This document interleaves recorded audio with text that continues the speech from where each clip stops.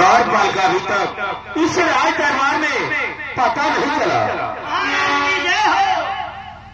खुश रहो द्वारपाल, खुश रहो। आजकल इस राज दरबार में बहुत लेट से आते हो, आखिर क्या बात है?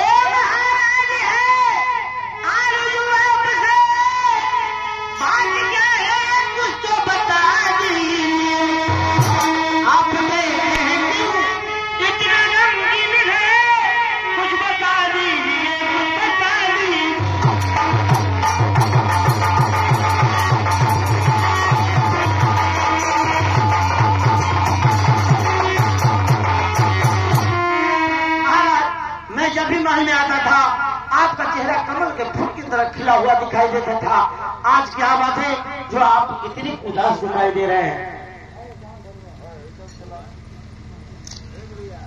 दरबारी महाराज, ये राज दरबार बहुत देर से सुना सुना दिख रहा है।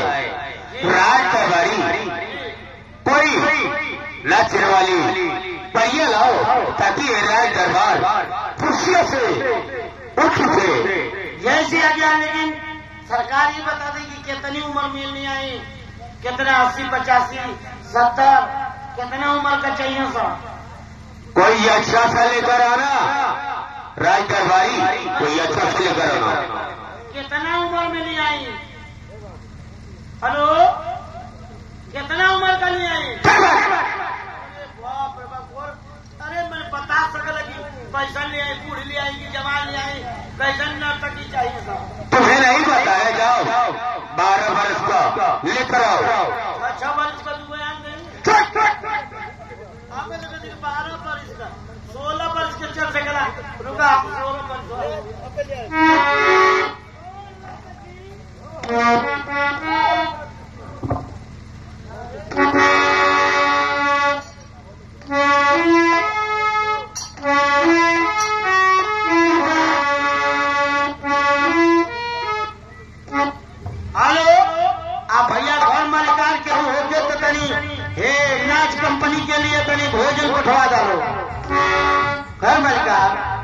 सूचना कंपनी की तरफ से आप खाना यहाँ पर पहुंचवा दीजिए, साथ में पानी।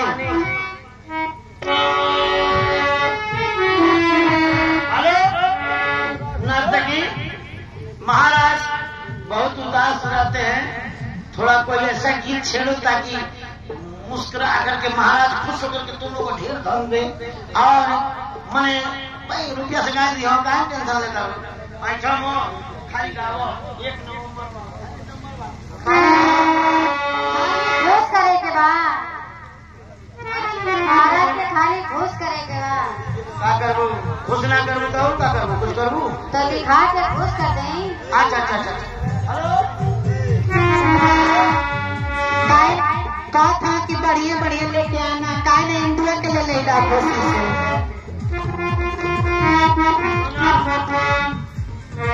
महाराज को ऐसा मुजरा सुनाओ, मुकेश के भोटे लाता लेके आए लाता आज यार, लेकिन तरी महाराज को खुश करा। हाँ बाप। हेलो मिस्टर, देखो मेरी तरफ। अरे मास्टर, वो मेस्टर ना, मास्टर वो मेस्टर थोड़े। ए चौहान जी,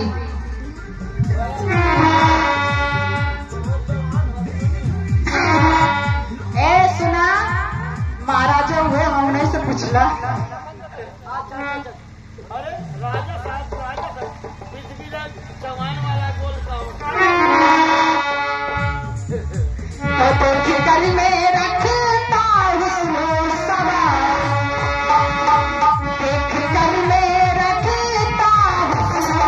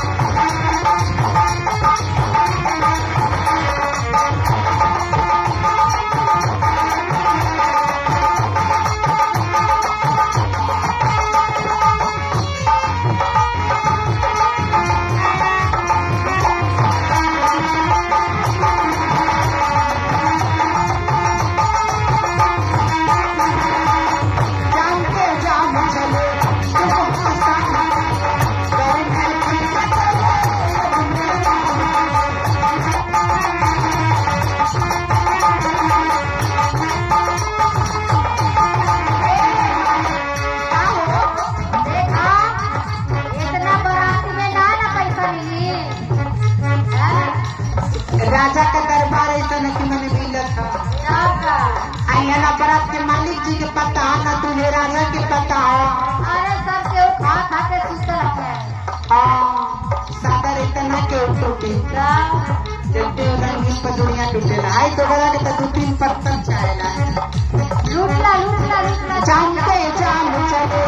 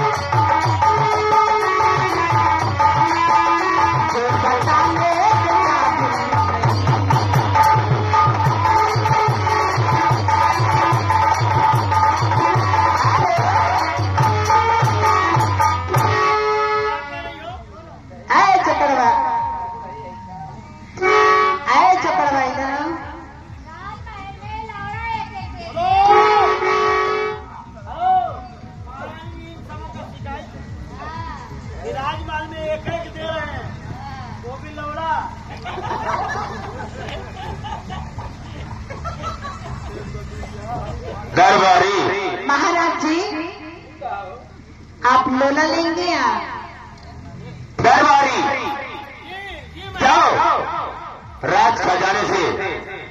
लोगों को पैसा देकर विदा कर दो। हम तो कहते हैं सरकार ने जाके खजाने में बंद कर दी, खाली वही वो है। मैं जो कह रहा हूँ करो। तुमको दे रहे हैं खजाने से। केसर के गंध लेके पुरवा चल रहे, केसर के गंध लेके पुरवा चल रहे।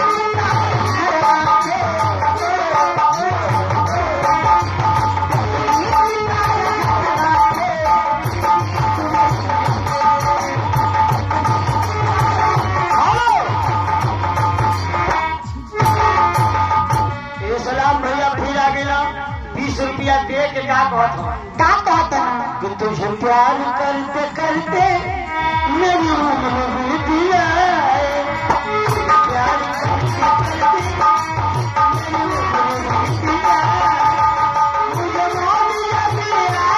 मुझे मौत लग गया है, तेरे नाम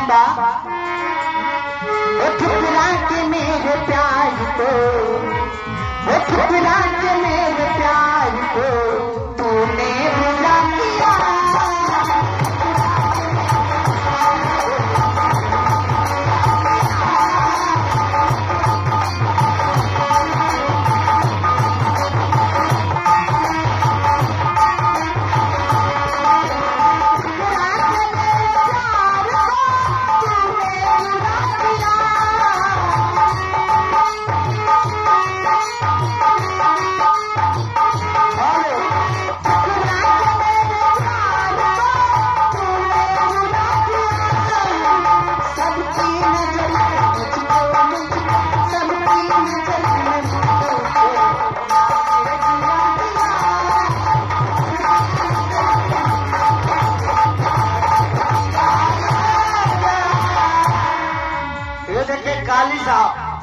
रायबरेली से चल कर आए हैं, बगलिया में भाटा पर आए ना।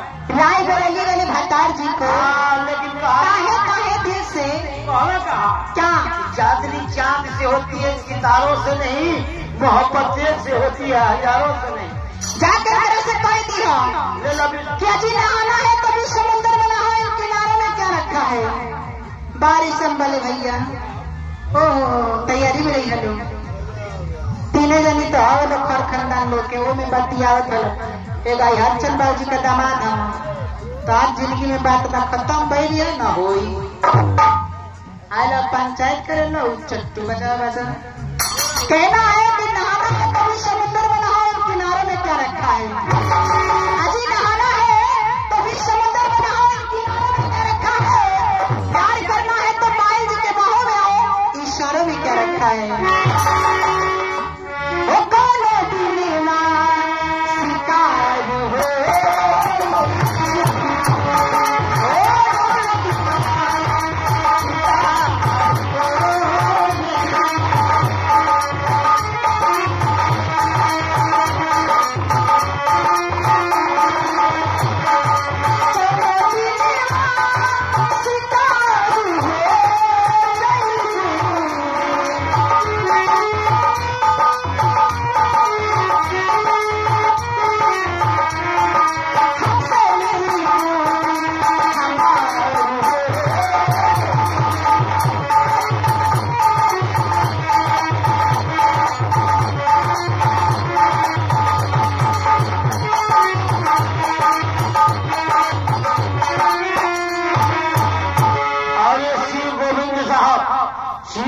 साहब के तरफ से आए हैं 20 रुपया पुरस्कार बाबा साहब के गाने के भरमाए हुआ हो जाइए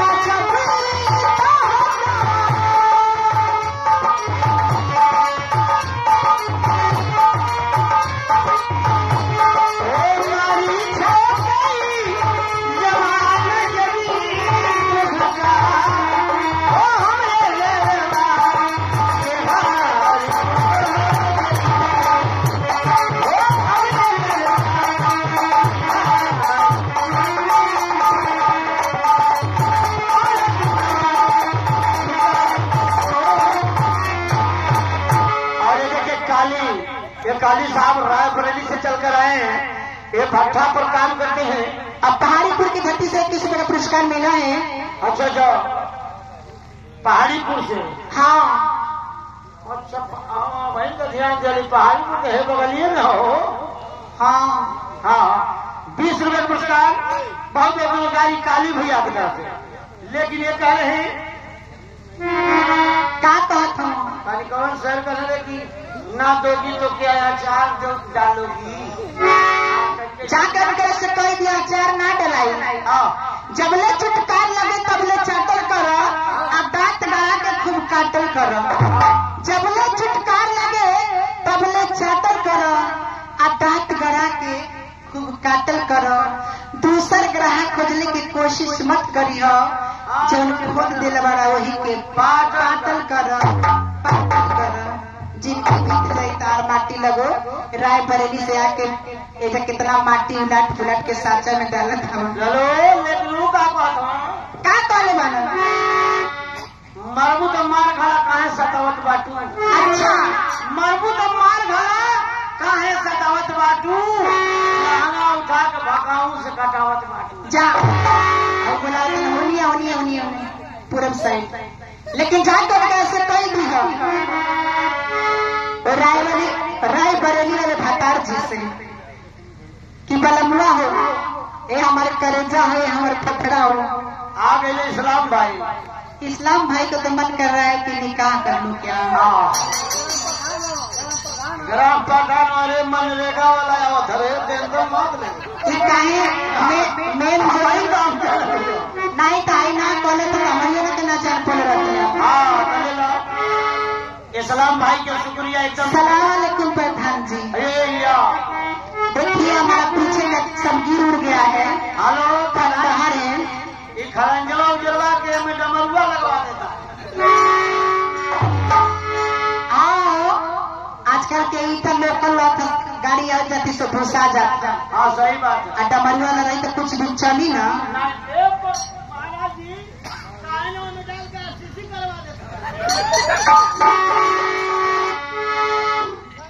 अरे महाराज जी का आरसीसी हो चाहे ना हो, काहे ना हमारी देवर मुकेश का करा देते हैं।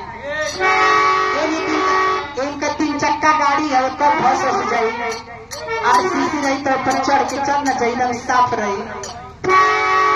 हम खाली झाड़ू मार दें तो एकदम साफ हो जाए आरसीसी। लेकिन कहना था शुक्रिया के भाव में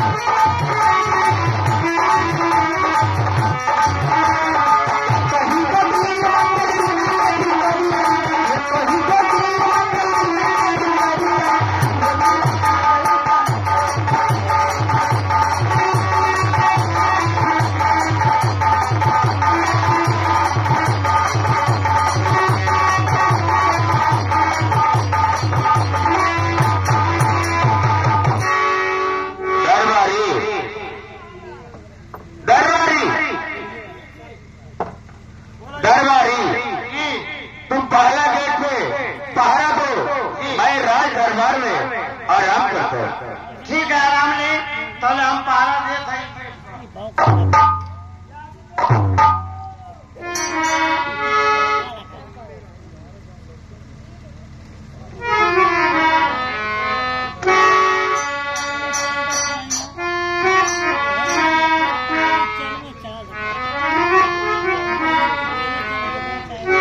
पिताजी मैं आपके पाँव पड़ती हूँ।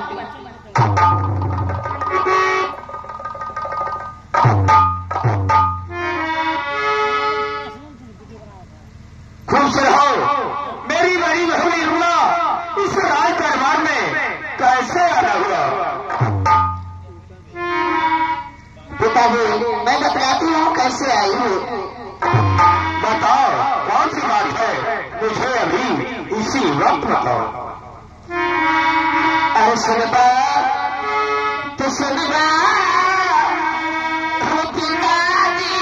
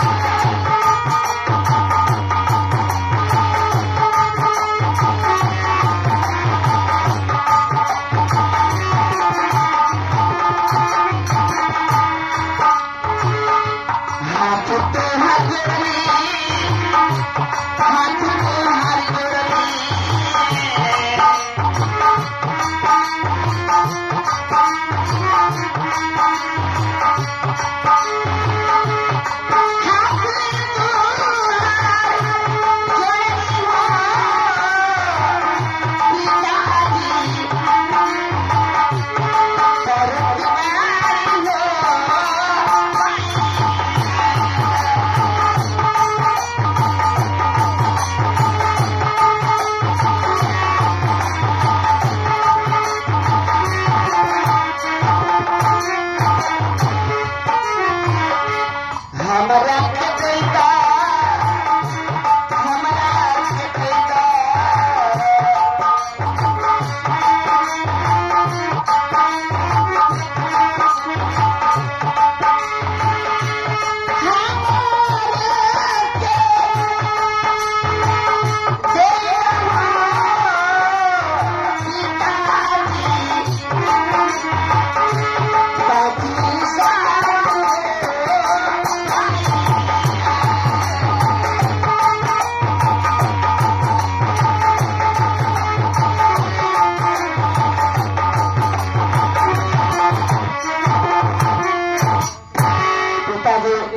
मैं आपके पास 500 रुपए के लिए आई हूँ। आना तो नहीं चाहती थे कि 500 रुपए के लिए जाऊंगी तो पिताजी क्या क्या सोचेंगे, क्या क्या समझेंगे, यही ना सोचेंगे कि हमारे पास 500 रुपए के लिए चल कर आई है। लेकिन क्या करो, आज सुबह से हमारे पेट में अचानक दर्द हो रहा है, मुझे इलाज करवाने में 500 रुपया कम पड़ रहा है। मुझे 500 रुपया दे दीजिए पिताजी, मैं चली जाऊंगी। मेरी बड़ी बहू निर्मला, इस राज दरबार में आने में बहुत देर करी, क्योंकि मेरे पास जो भी रुपया पैसा था सब मैंने गरीबों को दान कर दिया। इस समय मेरे पास एक टिपटी नहीं पिताजी, मैं कहाँ जो रही हूँ, कहाँ पड़ रही हूँ, मुझे 500 की जरूरत है, दे दीजिए, मैं चली जाऊंगी। हाँ पिताजी, मैंने कह दिया ना कि मेरे पास तब मैंने गरीबों को दान कर दिया। इस समय मेरे पास एक छोटी ठीक है पिताजी, जब आपके पास पैसा नहीं है तो मैं जा रही हूँ पिताजी, जा रही हूँ। ले जाओ।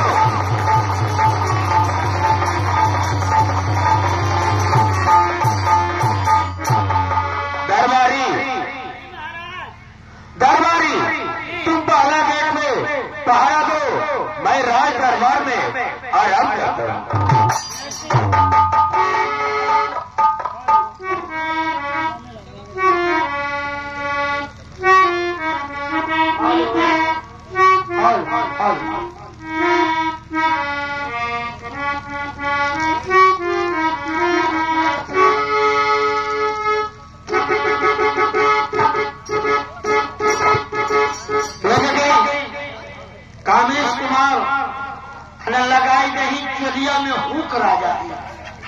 बैंक मैनेजर कमलेश कुमार, देने वाला अजीत कुमार जी। बहुत बहुत धन्यवाद। ये विश्व बैंक पुरस्कार नमस्कार प्रणाम आशीर्वाद की कामना लग जाए भैया, लेकिन करिए सीनियर की बात हम शुक्रिया हमें तो शुक्र भैया कामेश कुमार जी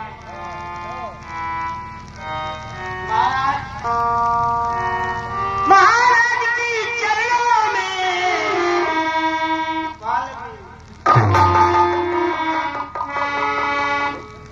अरे नमस्कार नवा ये राजा माना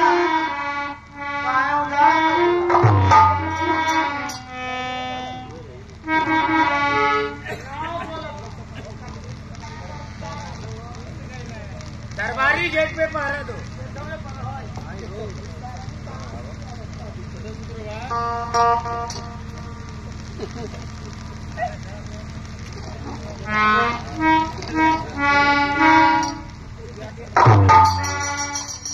बाबूजी के चरणों में आशा का प्रणाम।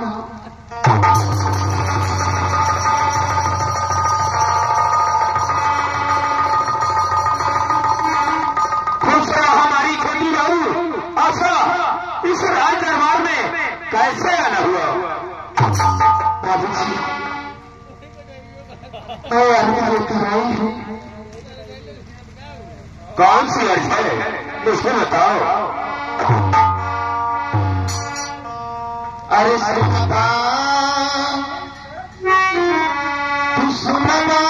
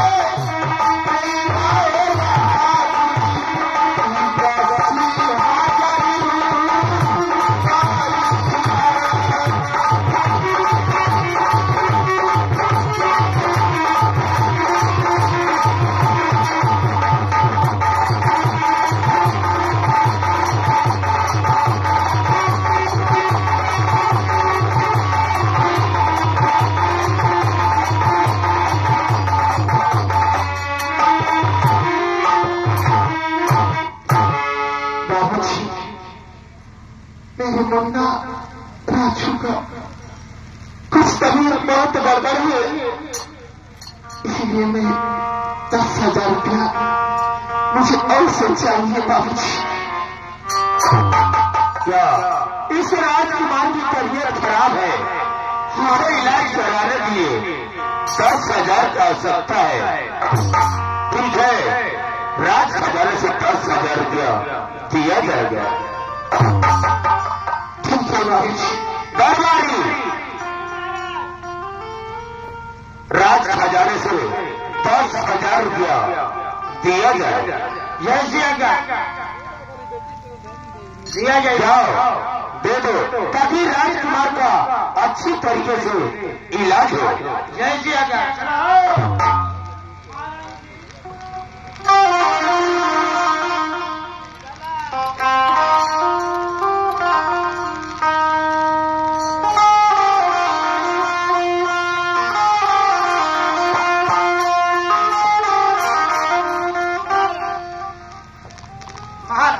क्या हुआ दरबारी? इस माल में 2 बिनाएं हो रही है। क्या हो रहा है? महाराज ये अधेड़ हमें समझ में ना आया। अभी कौन सी बात है? बड़ी मुझे बताओ। बड़ी महारानी जी 500 रुपया मांग रही थी, तो आपने नहीं दिया। अब छोटी महारानी जी जो है 10,000 मांगे हैं, तो आप फौरन दे दिए। दरबारी जी, जब ये बात पूछ रहे हो तो मैं बता रहा हूँ। हमारी जो बड़ी बहू है निर्मला, उसे शादी के 10 वर्ष हुआ जी। उसके गोद में कोई राजकुमार नहीं हुआ। हमारी जो छोटी बहू है ये आशा, उसे शादी किए 2 वर्ष हुआ। इसके गोद में एक राजकुमार खेल रहा है, कूद रहा है। इसलिए मैंने उसे पैसा देने के लिए इनकार कर दिया। उनकी पुत्री है, बाजी है, उसका मुंह देखना पाप है। अन्न और जल का सम हो जाता है। अरे सरकार, ये कैसे सोचत है? अरे ऊपर वाला के देना हो सके बड़ी महारानी की कभी लड़का हो जा, तो कहें आप इतना लेते हैं? मैंने कह दिया ना, इसीलिए मैंने पैसा देने के लिए इनकार कर दिया। ठीक है, हमके अब मैं चला हूँ राज दरबार में आराम करने के लिए। तुम गेट पे पहरे दो। जय जी आज्ञा।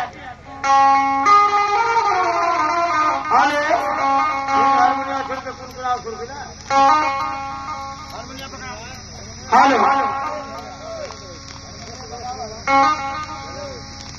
क्या बोलो?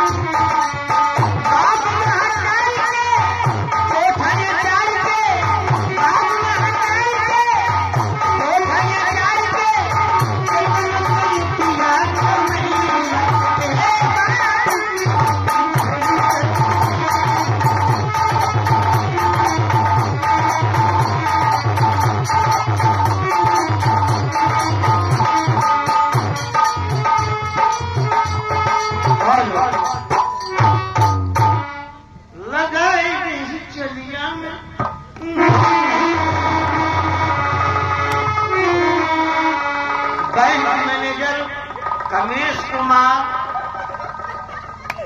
देने वाला अजीत कुमार जी है। गाने का फरमाइश भक्ति हो लगा नीचे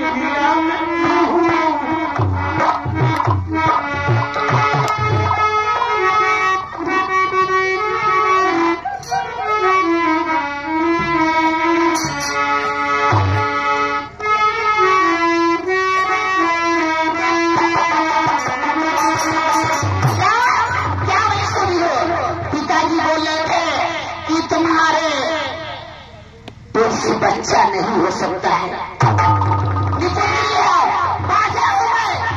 बच्चा पैदा नहीं कर सकती हूँ क्या? मैं बच्चा नहीं पैदा कर सकती हूँ। अरे मेरे शरीर में आग लगी है।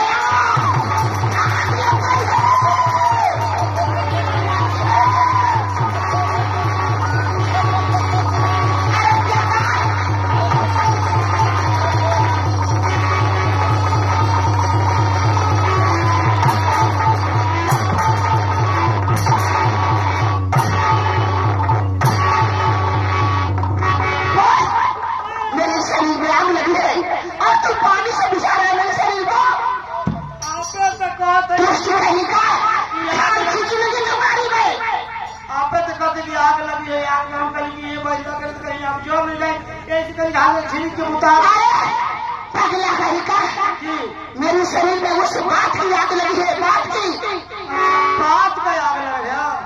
हाँ ऐसे मेरी आग बुझने वाली नहीं है। हम कहीं गए तो आग में सुखा लगा तो माने जानते हो हमारे शरीर में उस बात की आग लगी है। पिताजी बोले कि मैं निपुत्री हूँ, पाछा हूँ, मैं बच्चा नहीं पैदा कर सकती हूँ। और ये बात टेंशन मत नहीं, हो सके भगवान आप पर नजर कर दे कहीं आपको मार बन जाए। मैं बच्चा पैदा नहीं करूंगी तो तू करेगा। तो चल कर बच्चा पैदा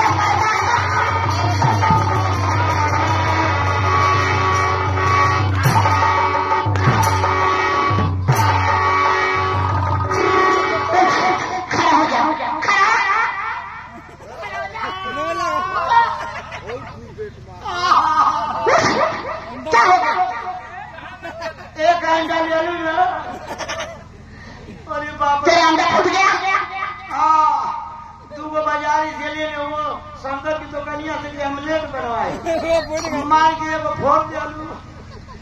तो सुनने का सब हमारी बात। हाँ बताइए। जब मैं पिताजी के पास आई थी 500 रुपये मांगने के लिए तो पैसा देने के लिए इनकार कर गए। और उसी वक्त हमारी देवरानी अश्वा आई पैसा मांगने तो पिताजी क्या क्या बोले हैं सच सच बतलाना। कल 10,000 दे दो। अच्छा हम ये बच्चे के लिए महाराज जी है हमें समझ में ना होता। महारानी जी बड़ी महारानी जी 500 मांगे इतना दे रही हो, आप छोटी महारानी 10,000 मांगे तो दे देना। तो कहोगी क्या करूं, इसलिए नहीं दे कि वो बाझिन है, उसका बाल बच्चा नहीं होते हैं, इसलिए उसको इनकार कर दिया। पुत्री है, इसका बच्चा नहीं होता, ये पहला है। क्या पहला हुआ?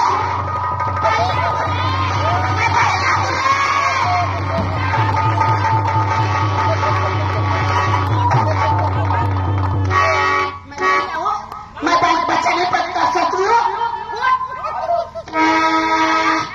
मैं पहला हूँ। मैं समझी कि क्यों बोल रहा है। नहीं महाराज का उसका बाल बच्चे नहीं तो 10 साल हो गया उसका शादी हुए और एक भी बच्चा नहीं है। छोटी ने महारानी का 2 साल हुआ तो वो बच्चा खिला रही है, वो निपुत्री है, उसका बाल बच्चा नहीं होते हैं, वो बाहिन है, वो महिला है।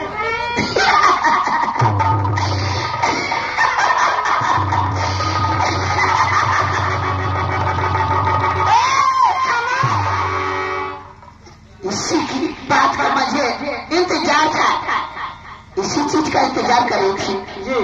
मैं इस घर की बड़ी बहू रानी हूँ, मैं इस परिवार को सजो कर रखना चाहती थी, लेकिन ऐसा हमारा बाप मिला। अरे बाप नहीं तो मुहा साफ है। मुझे क्या क्या सोचा है हमारे बारे में, तरह तरह का गलत भावना सोचा है ना। मैं भी बच्चा पैदा कर सकती हूँ, लेकिन जब उसके दिल में दिमाग में एक गुजा है कि बच्चा वाली नहीं है, बच्चा पैदा नहीं कर सकती है, तो देखना मैं इस घर को कैसे तहस नहस करती हूँ। ना तो बटैया दे क्या रमेश कुमार के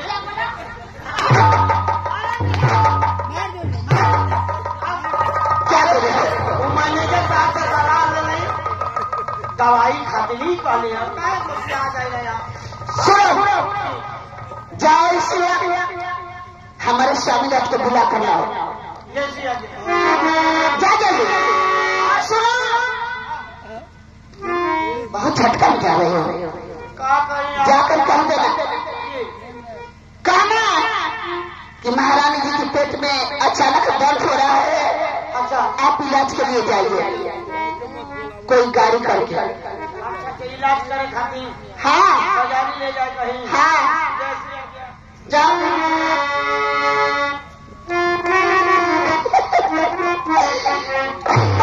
अभी तो शुरुआत की है अब देखना मैं क्या क्या करती हूँ कैसे इस घर को सत्यानाश करती हूँ मैं और उस दर पर एक तो पगला है समझाने से समझे ना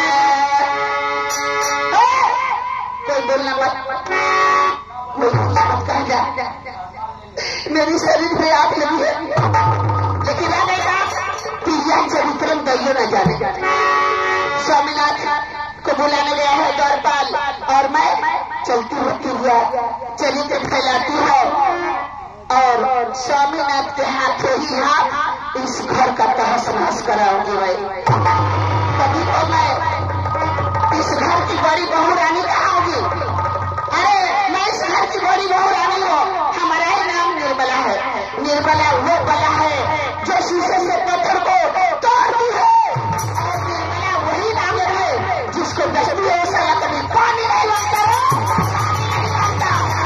मैं क्या करती हूँ क्या करने जा रही हूँ अभी तो इसी चीज का मुझे इंतजार और जिसका मुझे जिसके लिए खादे करार ओ घड़ी आ गई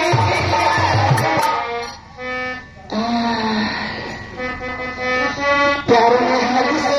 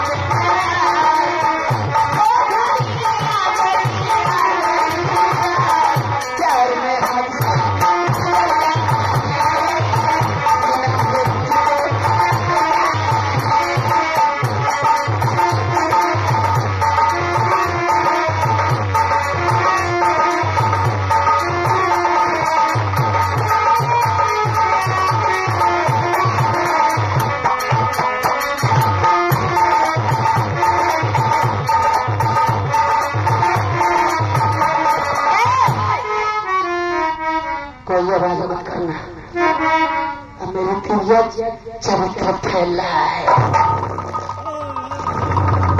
अब मैं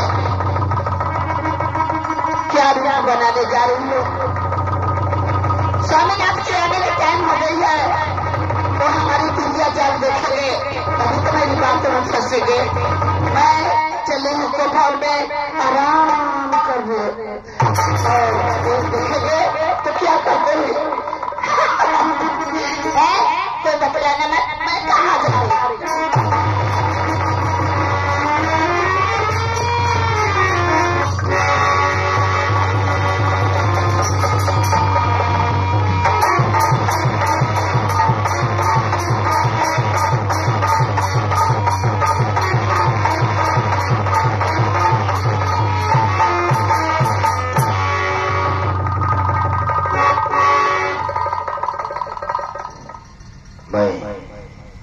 क्या देख रहा हूं आज निर्मला इस कोठर में सोई है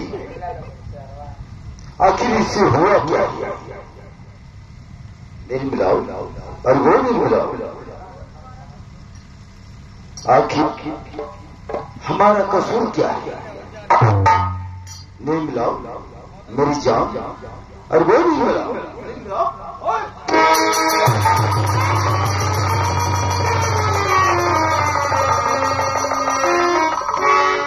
नहीं मिलाओ, तुम पागल हो गई हो। मुझे गले लगाने के बजाय धक्के मार रही हो।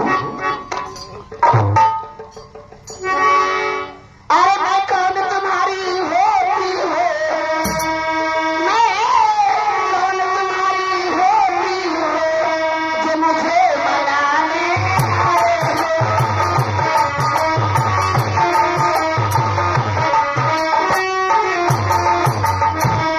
मन में रखते हो साथ भाव, मन में रखते हो साथ भाव, प्रयत्न मनाने आए हो।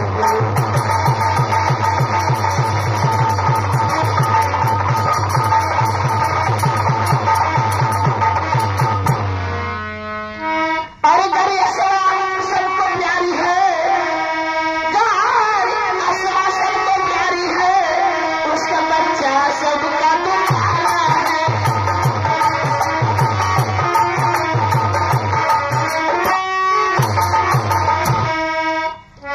असरा सबकी अरे प्यारी है, असरा सबकी प्यारी है, उसका बच्चा लाखों का है।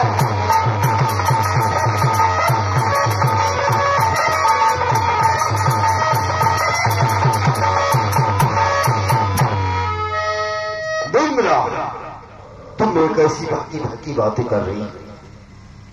आखिर बात क्या है?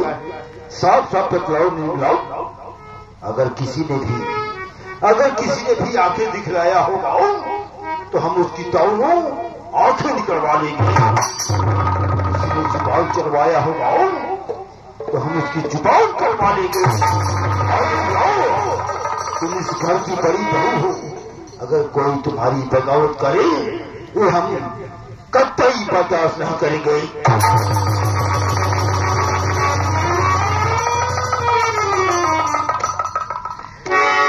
और सुनो सुनो शान सुनो, हो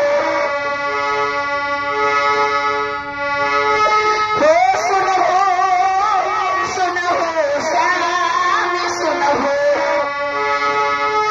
सुन लाया रे कहना, सुनो शान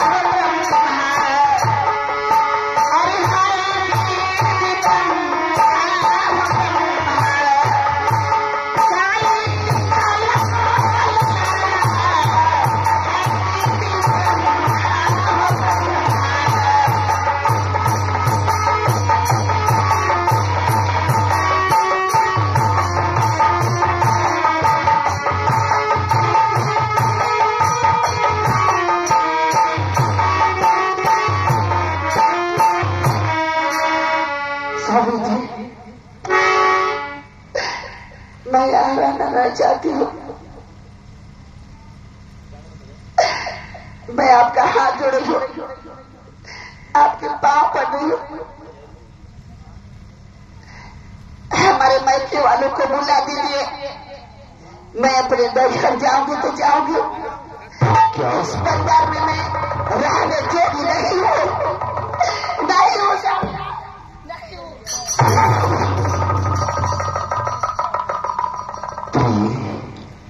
तुम ये क्या कह रही हो? अरे इस घर की तुम बड़ी बहू हो, इस घर की लक्ष्मी हो, और ये तुम कैसी बहकी बहकी बातें कर रही हो? बोलो मेरी जान। स्वामीनाथ, बाकी बातें नहीं कर रही हूँ। अरे 2-4 दिन के अंदर हमको और आपको एक कटोरा मिलेगा भीख मांगने के लिए। क्या आप तैयार हो जाइए, इस परिवार में हम दोनों की कोई कदर नहीं है। नहीं मिला। तुम ये क्या कह रही हो? स्कूल का मैं पहला चिराग हूं, पहला चिराग हूं। तुम कह रही हो कि मैं कटोरा लेकर भीख मांगूंगा? पागल हो गई हो? तुम्हारी खोपड़ी काम नहीं करती है। हाँ नहीं मिला। हाँ स्वामीनाथ, मैं सच कर रही हूँ। आज सुबह मैं पिताजी के पास गई थी, अचानक पेट में दर्द शुरू हो गया और मैं पैसा 500 रुपया मांगने गई थी। मेरे पास 500 कम हो रहा था। पिताजी बोल रहे थे कि हमारे पास एक छोटी कौड़ी नहीं है। मैं चली आई, अभी दरवाजे तक पहुंची थी, उसी समय हमारी देवरानी जो है ऐसा अपने बच्चे को गोद में लेकर हंसती खिलखिलाती आ रही थी। मैं वहां ठमक कर देखने लगी कि आखिर वो जा कहाँ रही है। देखी तो पिताजी के पास आई और बोली कि मुझे 10,000 रुपया चाहिए। पिताजी उसे 20,000 देने के लिए तैयार हो गए कि जाओ 20,000 रुपया दे दो द्वारपाल, क्योंकि इसके गोद में बच्चा है, बच्ची को तमाम तरह का खर्च है। अरे ये तो महारानी है, और इतना ही नहीं, इसके बच्चे के नाम से मैं राज और ताज कर दूंगा। तो राजताज उसके बच्चे के नाम से हो जाएगा, तो हम दोनों को भीख नहीं मांगना पड़ेगा। क्या हुआ? राज और ताज चंदन के बेटे के नाम हो जाएगा? हाँ स्वामीनाथ। झूठ! तुम झूठ बोल रही हो। हमारे पिताजी हमारे साथ कभी ऐसा नाइंसाफी नहीं कर सकते। अरे स्वामीनाथ, इतना ही बात नहीं, अभी तो ये बोल रहे थे कि उसको आए हुए द्वारपाल बोला कि बड़ी बहू रानी आई थी, 500 रुपया आप नहीं दिए उसको। तो बोल रहे थे कि इसलिए नहीं दिया कि इस राजमहल में आए हुए उसको 20 वर्ष हो गया, अब तक उसके गोद में एक बच्चा पैदा नहीं हुआ। उनकी पुत्री है, बाजा है,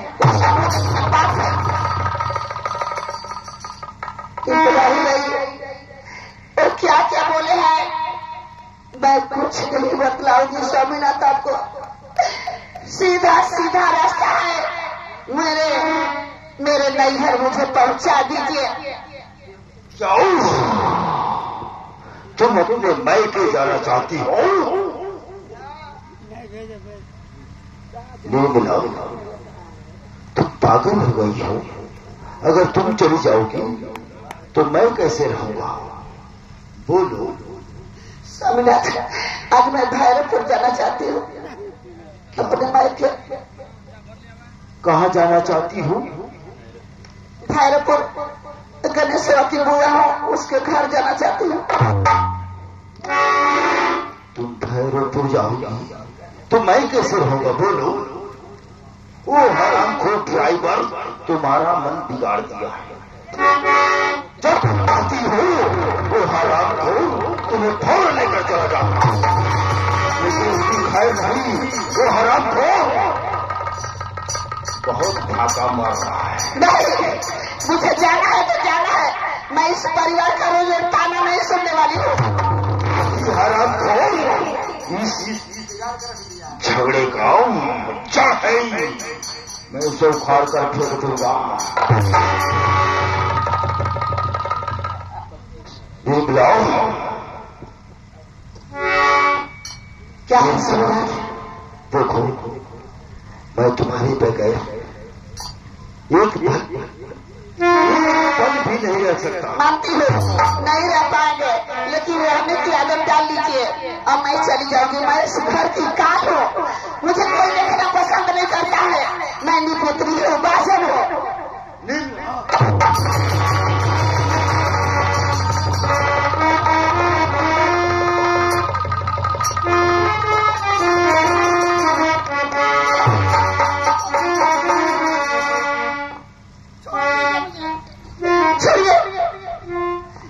आज के बाद मुझे छूना मत।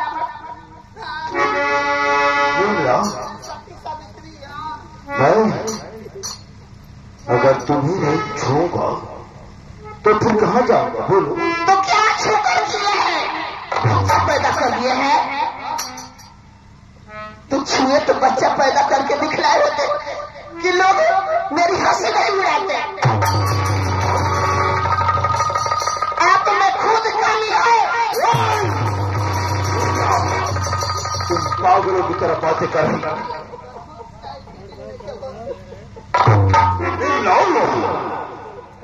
सुनो, इंसान अगर लाख सपना देखे लेकिन सपना कभी पूरा नहीं होता, परमेश्वर नहीं चाहता। और तुम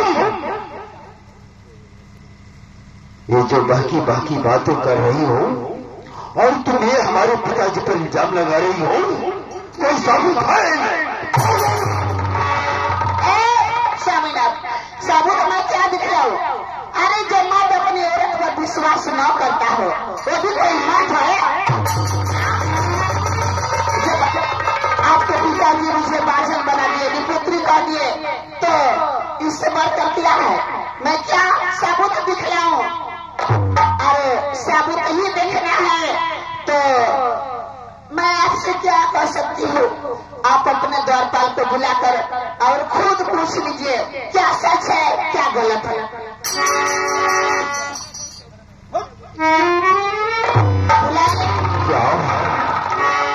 राज दरबारी तो ठीक है, अभी मैं बुलाता हूँ।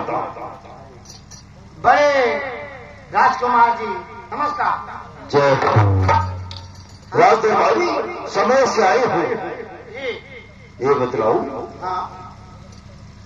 देखो झूठ मत बोलना, जो भी बोलना सच बोलना, समझ गए ना? ये बतलाओ, निर्मला पिताजी के पास गई थी। हाँ। तो पिताजी ने क्या कहा?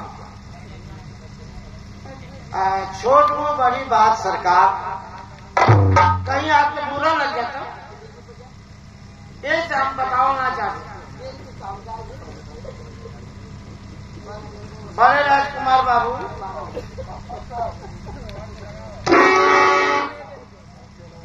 हेलो बड़े राजकुमार बाबू, हम ऐसे ना कह चाहते कि कहीं आपको बुरा न लग जाए। क्या मुझे बुरा लगेगा? सरकार, बड़ी महारानी जी आपके पिताजी से 500 रुपया मांग रही। अच्छा, आपका पिताजी ना गया। छोटी महारानी जी 10,000 मांग रही। आपके पिताजी कहना दरबारी फौरन से दे दो पैसा, क्योंकि तब हम पूछेंगे कि महाराज 3,000 पैसा। बड़ी महारानी जी को कोई पैसा ना, छोटी महारानी जी 10,000। तो कहते हैं पुत्री है, बाजिन है, इसका बाल बच्चे नहीं होते, पैसा लेकर क्या करेगी? और उसका बच्चा है, उसको दवा दर्पण के लिए, देखभाल के लिए उसको पैसे चाहिए। क्या ये कहे कि नहीं पुत्री है, बाजन है, महिला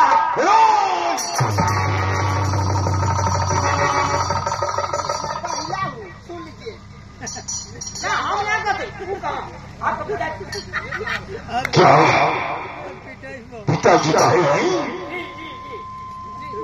तो अपनी मनहूस शक्ल कर अभी और इसी वक्त हमारी नजरों से दूर हो जा।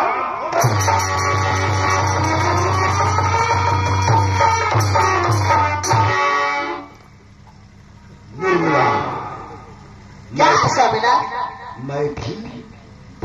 दिनों से देख रहा था, बहुत दिनों से देख रहा था।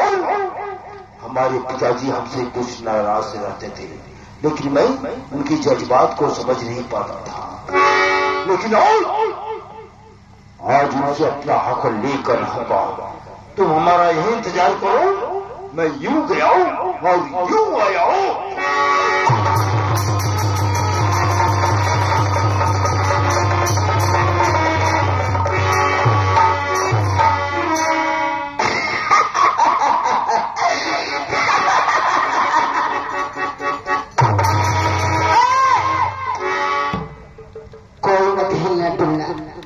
अभी तो डंक मारी हूं, अभी तो शुरुआत की हूं मैं। अब परिवार का कैसे तहस नहस करती हूँ। हमारा ही नाम निर्मला है। निर्मला वो बला है जो शीशे से पत्थर को तोड़ती है, और निर्मला वो जाकर है जिसको देखती है सारा कभी पानी नहीं लगता है।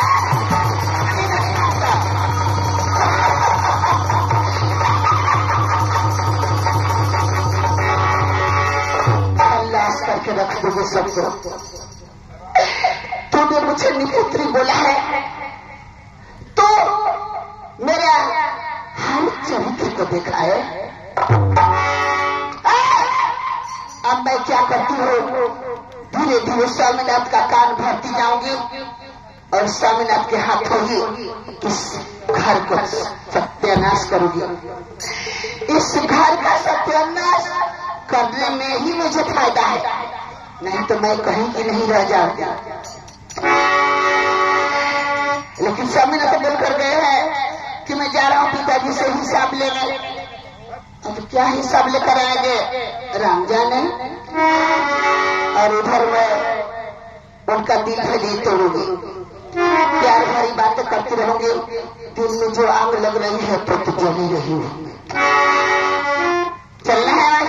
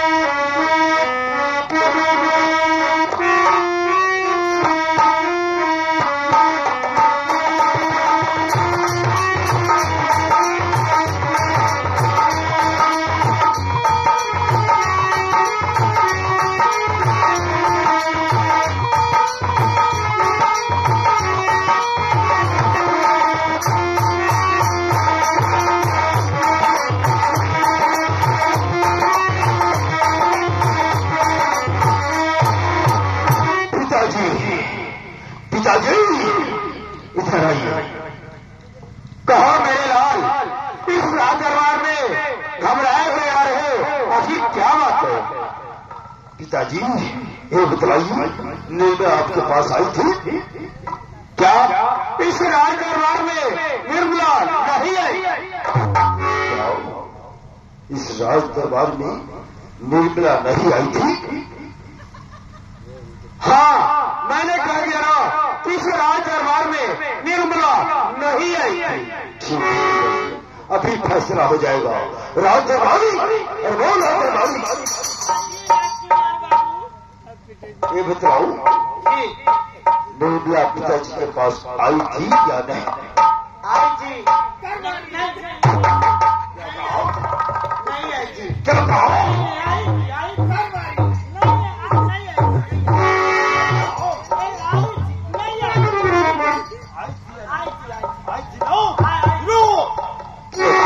क्या कहा? आई थी। ये बोल के पिटवाइए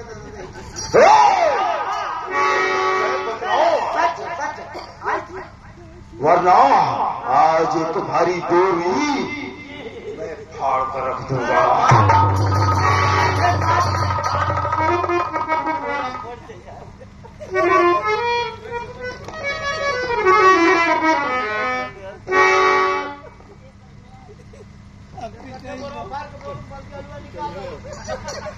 एक तो सत्य बात है, इस राज दरबार में निर्मला आई थी। मैं तो ये कहूंगा मेरे लाल कि कोई राजघराना देखकर तुम्हारी दूसरी शादी कर दे रहा हूं, ताकि तुम्हारे विरोध में एक राजकुमार खेलेगा और कूदेगा। आप ये कैसी बातें कर रहे हैं? निर्मला के जीते जी मैं दूसरी शादी कर लूं? हाँ मेरे लाल, कोई राजघराना देखकर तुम्हारी दूसरी शादी कर दे रहा हूं और तुम्हारे विरोध में एक राजकुमार खेलेगा और कूदेगा। पिताजी, निर्मला के जीते जी मैं दूसरी शादी कभी नहीं कर सकता। मेरे लाल, मैं तो ये कहूंगा कुछ निर्मला को दुनिया से मिटा दिया जाए, तुम्हारी दूसरी शादी कर दिया जाए।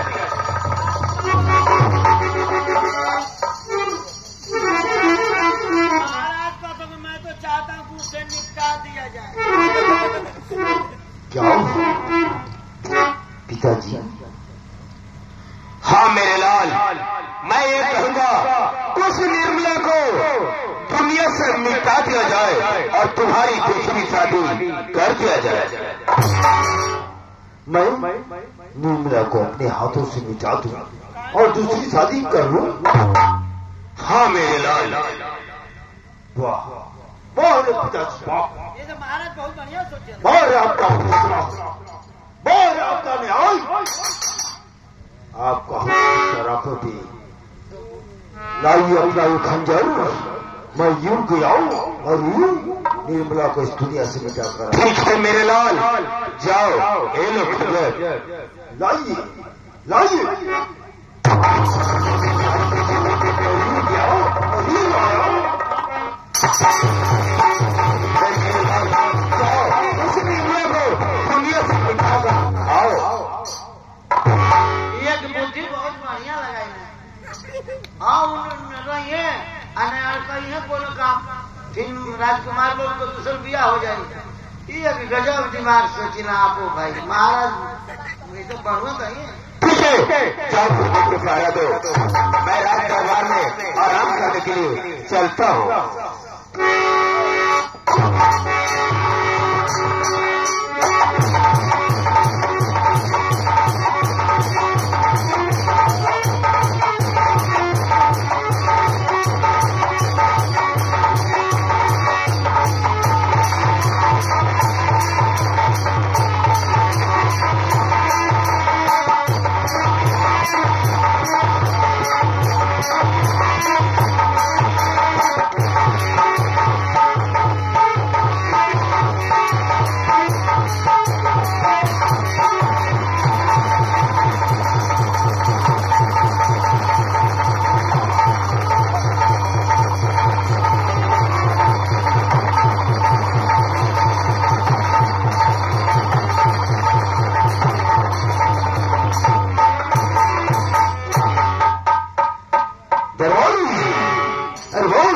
दरबारी राजकुमार बाबू जरा पीछे मुड़कर देख।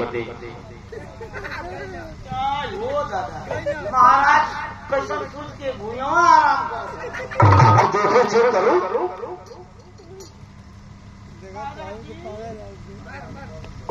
महाराज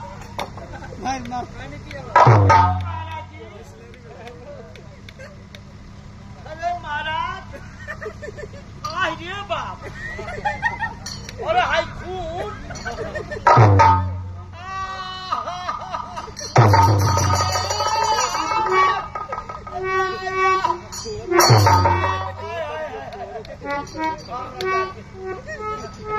राजा अरे मर गया मछरिया के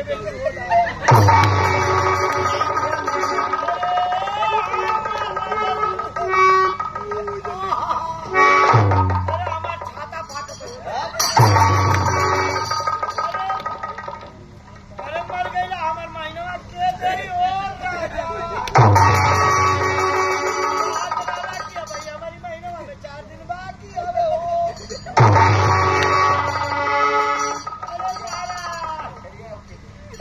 हमार के दे अरे मर गया हो राजा मुस्कियाते अब कौन चूतिया मार दे इतना सुगर हमार राजा अरे मार दे अरे बाप पूजा तो अखिए में परनमा टुकुर ताकत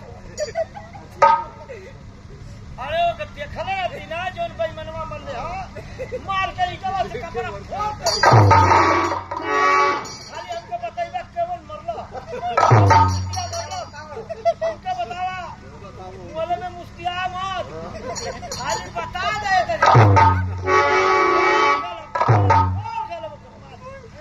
दरबारी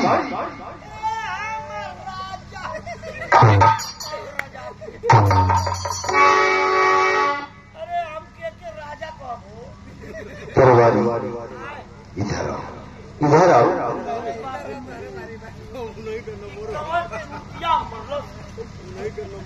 अरे राजकुमार बाबू देखल रहती ना बरवा नोच के कपड़ा फोड़ दे मार के फोड़ दे अरे तुम तो इतना हमको मानत रहना चुरा के हमको पैसा देता लगा चल तो के तारी के देते अरे बाप रे बाप क्या तुम्हें दारू पीने के लिए भी पैसा देते थे? अरे इतना हमको ले जाता खाली कर घरा मोड़वा पर तो 2 किलो मछली बांध देते रहते थे मछुआरा में मछली देते थे कटघरा में। अरे बड़ा दूर दूर में चला कब मऊ बेचत रहा कब कटघरा पे कब मझौरे में बेचे सुनकर तो मछली मैं समझ गया ये बहुत इश्कबाज था। तो हर बाप की लड़ाई जैसा चल रहा कभी कटघरा कभी मऊ कहीं बहुत माने सुनो अरे हमार राजा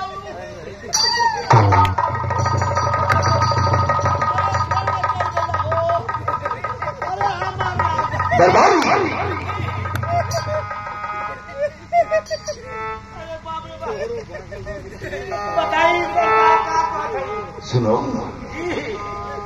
होली को कोई नहीं टाल सकता। अच्छा तो दांत ना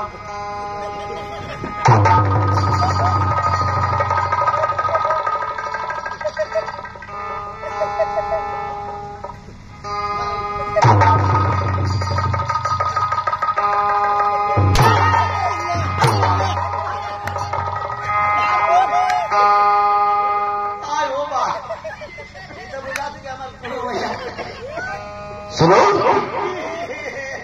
कल को कहूँ टमाटर के छिलके गंदी नाली के गद्दे कीड़े फायदे से रहोगे तो फायदे में रहोगे। सुनो हमारा कहा मान जाओगी तो तुम्हारी जिंदगी सवर जाएगी। आपका कहना मान जाए तो हमारी जिंदगी समझ जाए।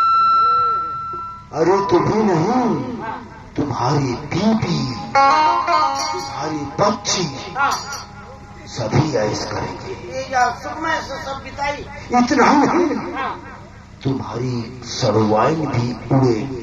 अच्छा अच्छा अच्छा।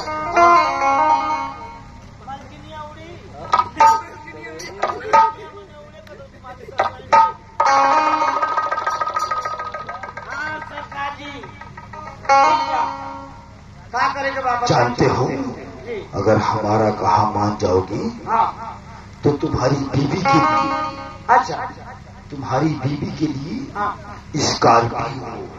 स्कॉर्पियो मत दिया सरकार। और सुनो, जी। इतना ही नहीं, हाँ तुम्हारी सड़वाइन के लिए, जी। तुम्हारी सड़वाइन के लिए नैनो कार। और ये बहुत और सुनो, इतना ही नहीं दरबारी, अगर तुम चाहो तो उन दोनों पर, अरे जी जी उन दोनों पर डबल डबल ड्राइवर लगा दूंगा।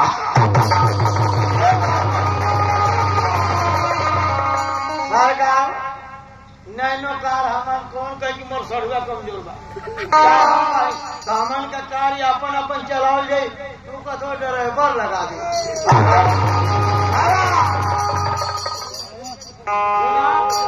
नैनो कार मत दा, हमारे सड़ुआ के एक नंबर का इतनी बड़ी लड़वारी न धुनी बनवा दे। जाओ नथुनी। हाँ और क्या करे मनवारी? अरे वो भी बनवा दूंगा, लेकिन जानते हो, हाँ मैं ऐसा ड्राइवर मंगाया हूँ, अच्छा अच्छा कुछ न सुनेगा हाँ न कुछ गुनेगा, अच्छा सिर्फ करेगा। अच्छा अच्छा हाँ शकल देखोगे? हाँ देख ले।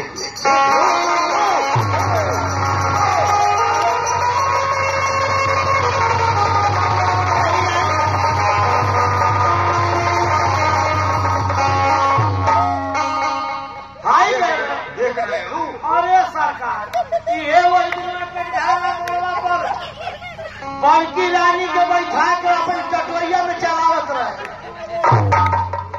हम देखली सही कल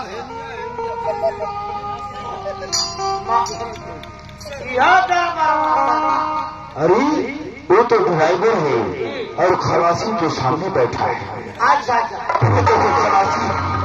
अच्छा ये महारानी जी का झोलवा टांग के जात रहा। अरे अब वही जब देखवा हो शकल देखो, ना दिखाओ जैसी आज्ञा। और क्या कर दिया? सुनो, हाँ। महाराज की लाश को ठिकाने लगा देना है, अच्छा अच्छा और किसी को हाँ कानो कान खबर नहीं होनी चाहिए। अगर किसी को पता चलाओ तो मुझसे बुराओ, कोई नहीं होगा। हम चल रहे हैं। इनके ले जाते हुए रसोई डालो फेंक दे। हाँ कोई पूरे इनकी पत्ता में अधुराए लेंगे।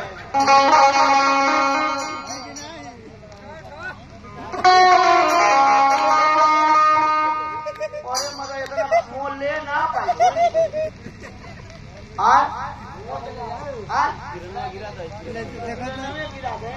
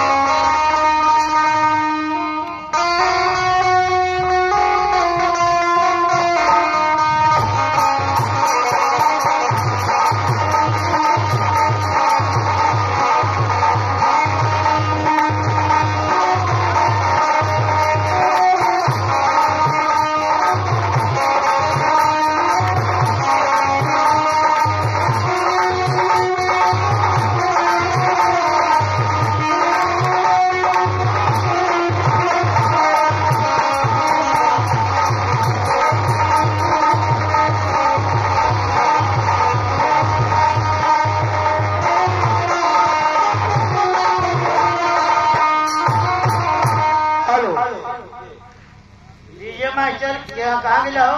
दरबारी। ये सरकार। अरे वो दरबारी, ये डीजे वाला हराम खून कहाँ सो गए हैं? शाम को तो